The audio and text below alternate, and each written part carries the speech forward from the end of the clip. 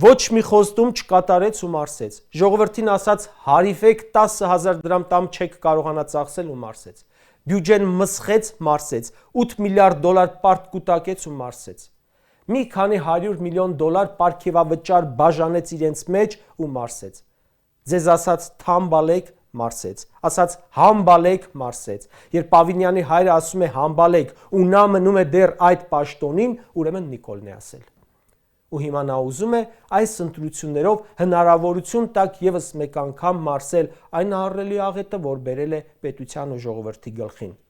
եւ նրանք, որ դեռ բերելու է։ Եթե այս մարդը նորից ընտրվի, ել ինչ աղետներ է բերելու ժողովուրդ մեր գլխին։ Էլ ինչն ենք պատրած թողնելու, որ մարսի։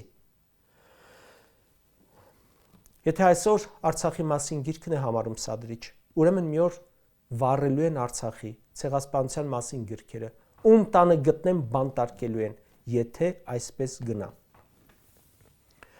Վաղը սադրիչ է համարելու հայկական ամեն ինչ։ Հայեք ուրեմն արդեն սադրիչ եք։ Հանձնարարականը այդպիսին է։ Եկեղեցու դեմ պայքարում է Արցախ բառը ասելու համար, ուրեմն եկեղեցիներին վաղը վախենամ սպառնալու են նույն ճակատագիրը, ինչ որ Արցախի, Ադրբեջանի հայկական եկեղեցիներին։ Եթե սրանց օգնությամբ Շուշիի Սուրբ Ղազանչեցոցի խաչը հանեցին, վաղը նույնը չի սպառնալու Մայրաթոռին։